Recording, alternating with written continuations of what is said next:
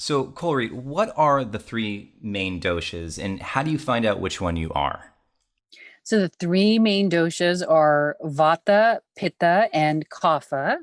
And, the best way to find out your dosha really is to see an Ayurvedic practitioner, simply because sometimes there's a combination of doshas that can be out of balance. But if you don't have access to an Ayurvedic practitioner, there is so much that just in reading about the doshas, you can identify aspects of yourself, and be able to identify which one you most closely represent. And I believe you guys are actually going to put a link to the dosha quiz that I have on my website. And that's just a really simple tool where you can go through the questions and it gives you kind of an insight into this dosha or these two doshas are most heavily present inside of you. And when you understand what your dosha is, you can make choices that are appropriate for you and not just choices that people say are appropriate for the masses. And Drew, one of my favorite examples is somebody who is a Vata dosha.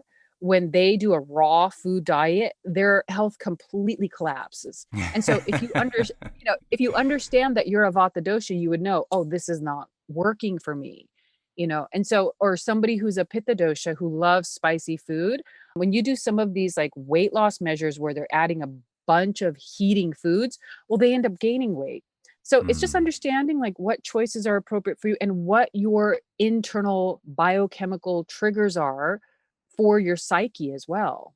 Well, speaking of the doshas, you mentioned Vata, you mentioned Pitta, and now the third one's Kapha. Can you Right. speak more to those in general and sort of their characteristics? Absolutely. So in Ayurveda, we look at, kind of all of matter, including the human body, being composed of these five elements, space, air, fire, water, and earth. And the doshas are combinations of those elements. So Vata is space and air. And that's why Vata tends to be, smaller build, thinner boned. They tend to have, very sensitive digestion, can have things like gas resulting easily, can suffer from insomnia. Pitta is a combination of fire and water. And so, as you can imagine, they tend to be, their temperament tends to run a little bit more heated. They tend to be very, very passionate, very driven. They are oftentimes, at risk for the itises, all the inflammatory conditions and skin conditions.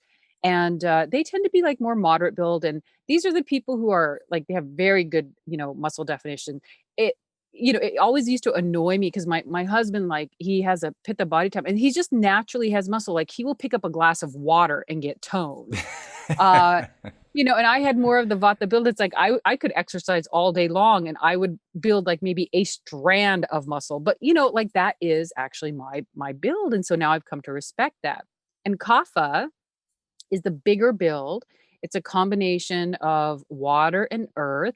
And so these are people who are naturally built bigger. And even when they're completely in balance, they're not going to be a size four. And so it's really important to understand that about them. And, but, when they are out of balance, they can tend to be overweight or formation of tumors or things like diabetes or sinus congestion. And so once you understand what your main dosha is, and most people have some kind of combination, and of course, it changes like over a lifetime and it changes seasonally because we interact with nature and we change over time. But once you understand just like these three tendencies, then it's much easier to understand like why do I feel different in the summertime, which is predominantly pitta season versus winter, or why did, especially for women, why is my body changing so much after, menopause? Because all of a sudden vata starts to come up. Well, I was going to ask you that because I was thinking to myself, okay, is someone always a Vata, or are they always a Pitta, or are they always a Kapha? And then I guess when you look at someone, you're sort of saying, okay, well, they have some Vata qualities, they might have some Pitta tendencies, and that's kind of what you do. You sort of look at all aspects of those doshas and then kind of figure out like this person's more predominant in this one. Yeah, so we're actually born with like one or two doshas being predominant.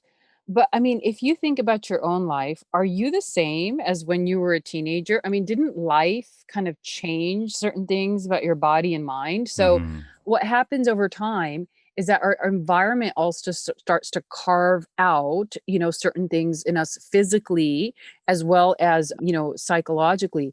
But those underlying tendencies are still there.